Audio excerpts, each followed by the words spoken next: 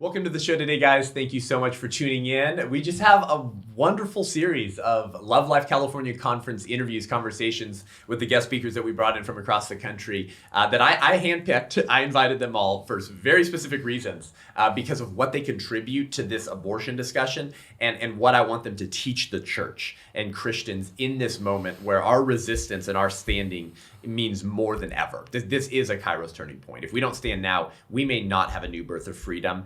And not only will we not end abortion, we won't be able to contend in the public square in a free manner. I mean, they're cramping down on the pro-life always sidewalk counselors, the pro-life movement, and we're going to be in for a whole world of pain that God will work through, and he works through persecution. But let's avoid it, shall we? And let's pass on freedom and liberty to our children by firstly ending abortion. So I have my friend Monica Cline back on the show, a former volunteer educator for Planned Parenthood, who often says that she's now doing her penance by declaring truth about the organization and movements that she was involved in. We've had her on the show before. If you're tuning in and you haven't listened to this podcast before, you're not going to want to miss it. You're going to want to share this with your pro-choice friends. So Monica, welcome to the show. Welcome. You're so much fun. Thanks for having me here. Of course, yeah. So we've done 2 episodes before together, debunking the twisted history of the sexual education in America, and then another one that was just phenomenal. You've told your story before. I want to dive into your knowledge and what you've learned about the history of the sexual revolution, particularly their focus on education. But before we do, give us just a very brief summary, because I want to dive into your knowledge of your background for people who haven't heard it before. Yeah, absolutely. So right out of college, I wanted to volunteer and change the world. And that's good. That's good that young people graduate and want to change the world. In my case, it meant that I wanted to combat the HIV virus. Okay. Again, very good. Very good. But what I found is that I, was volunteering for a gay organization who had an HIV prevention program. And they taught me everything that they believed I needed to know about the gay culture, gay practices, sex, sexual practices, just everything. Everything you can imagine. Condoms, lubrication. They trained me on STDs. Honestly, at that time, it was here's some pamphlets from ETR. Read about chlamydia, read about all these different diseases, and then we talk about reduction, risk reduction. And then they said you need to learn how to share this message with young people, with children. And so just all this content and information. All of this content and information. And back then, this was 1996. Oh my goodness, everybody. Yes, I'm that old.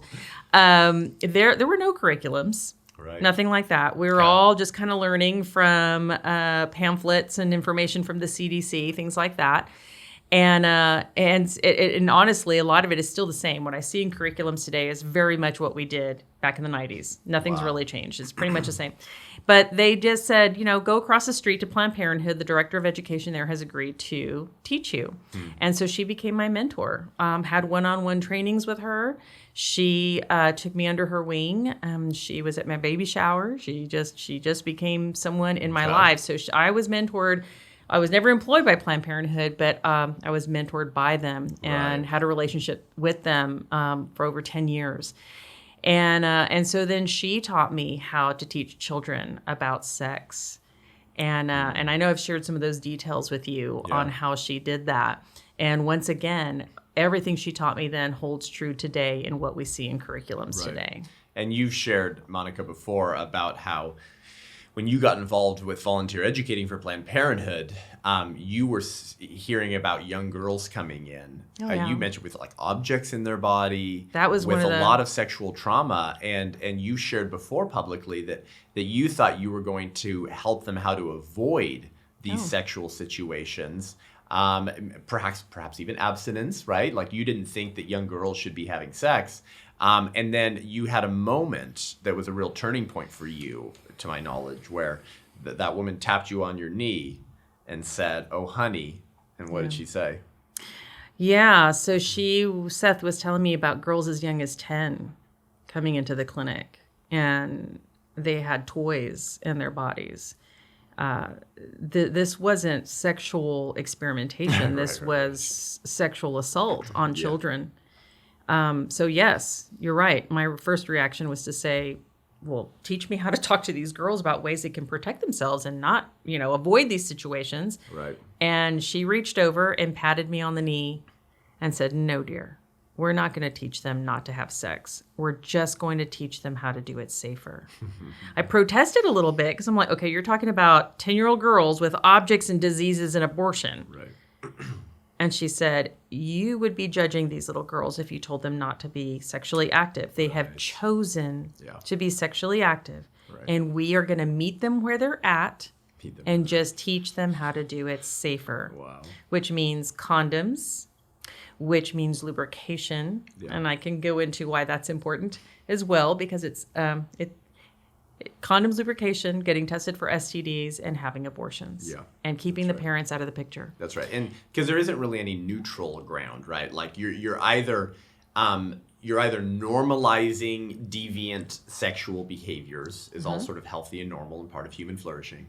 Or you are stigmatizing certain behaviors, right? Like it's good to have a culture of healthy stigma. Like for example, we want a stigma against child abuse.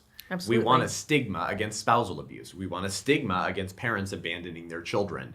Like you want stigma and a healthy culture of shame in any sort of functional society. So my point is there's no neutral sort of gray area. Right? It's not like, well, we'll just let them decide. No, it's like either you're educating them to avoid sex for all of the various reasons. Like even if you're not a Christian, you should be able to see how this impacts children negatively. Right. Right. The scripture talks about this. So don't awaken passion before it's time. Do not arouse or awaken love until it's Once so again, desires. the Bible proves out science and how the real world actually works. That's right. And so those people who say, well, they're they just need to learn so they can be safe. No.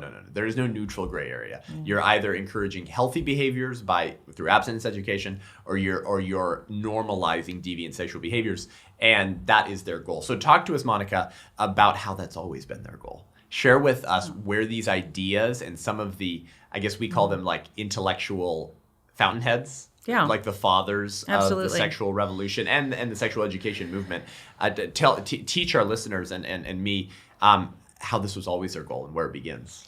So one of the main things that I researched after leaving this industry is a man named Alfred Kinsey. And the reason I did that is because when I worked at the gay organization, I always heard them say, we're so thankful for the father of sex education, Alfred Kinsey. Wow. If it wasn't for him, we wouldn't have sex education. If it wasn't for him, we wouldn't be able to normalize homosexuality. So he's a hero. And all of the LGBTQ. Right. Absolutely. Wow. If it wasn't for Kinsey, we would not know that we're all actually lean more towards homosexuality and bisexuality than we do heterosexuality. Wow. So that was their belief. And so when I left, finally, in 2009... So you're like, who is this Kinsey? Right. At some point, I was home pondering my 10 years in the abortion and sex ed industry and wondering, how was I deceived by this? And the first thing that God had me think about and remember was Kinsey, their hero. And I thought, in all honesty, they never taught me who Kinsey was. Of course not. So I'm like, okay, well, I Googled Alfred Kinsey. Yep.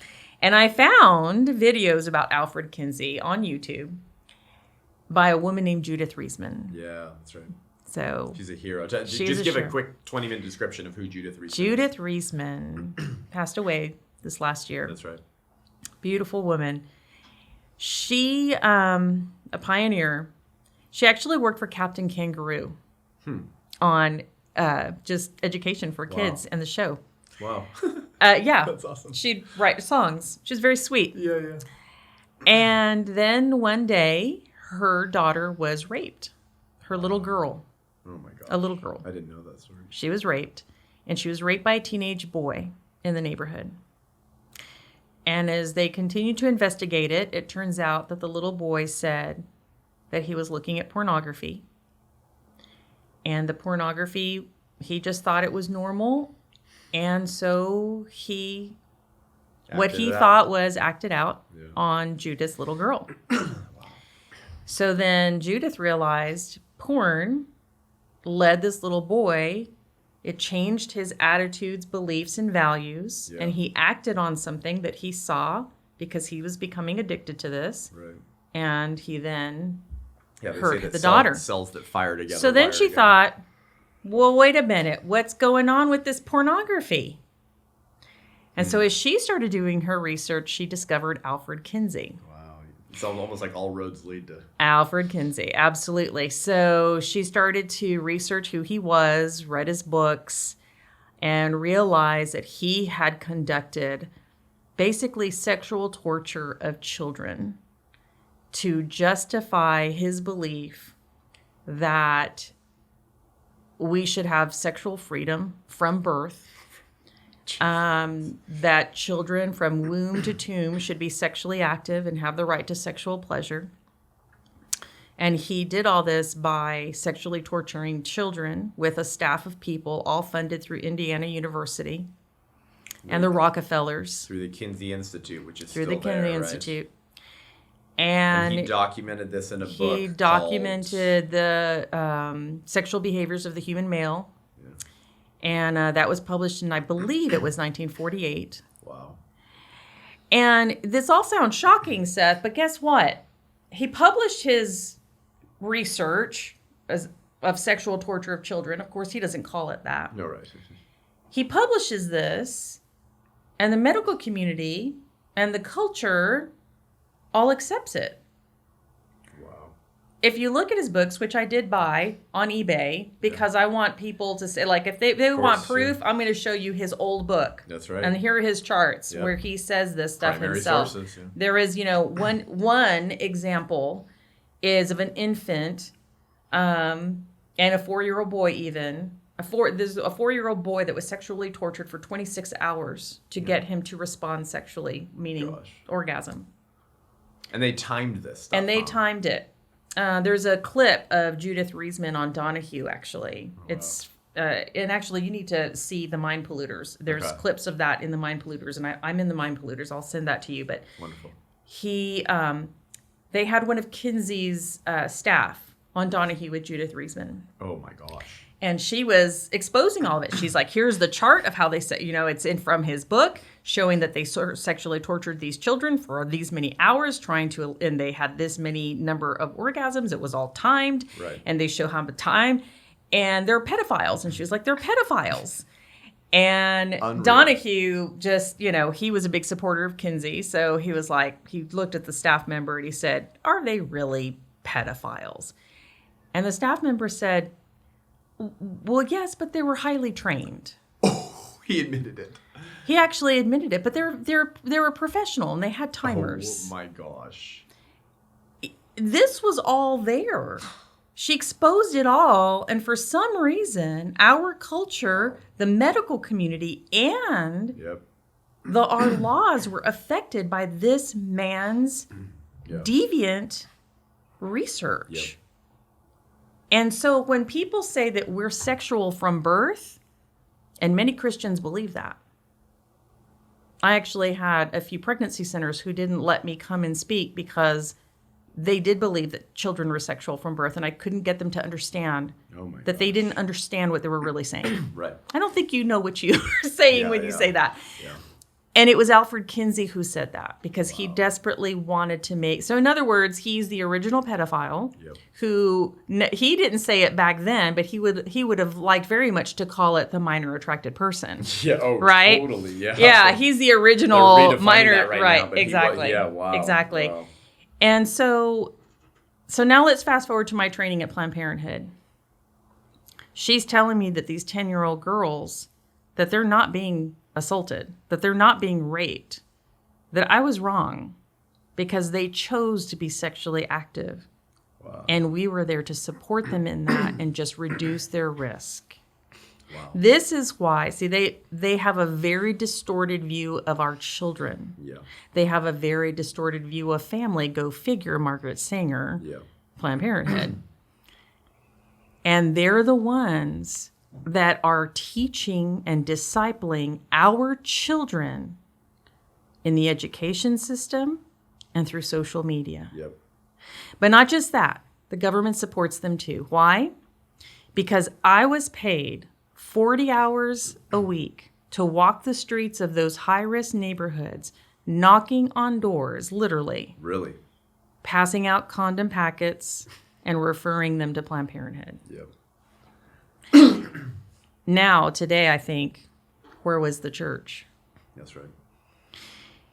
And that is something I continue to pray to God about, okay, how are you going to help me reach the church? That's right. That's really the calling he has on me, is to how do you reach the church and how do we start walking the streets? Yeah. Because there are government paid people who are doing this work every day. That's right. And the strategy was this. Monica was going to be at Booker T. Washington at 9:00 in the morning every Tuesday forever. Wow. Why? Because then they're going to trust me. Because, that girl Monica's here at 9:00 in the morning every Tuesday.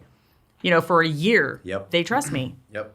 They will come to me. That's they will let any good salesman, right? Exactly. And Yep. that's what I was. And I was peddling the lies of Planned Parenthood and, Wow. and risk reduction. And it's all being paid by the government. Wow. And in my talk today, I'll reveal some of that. I'll reveal the government programs. I'll reveal who these organizations are and how they've been getting money through the CDC for decades. Yeah, for decades. And guess what?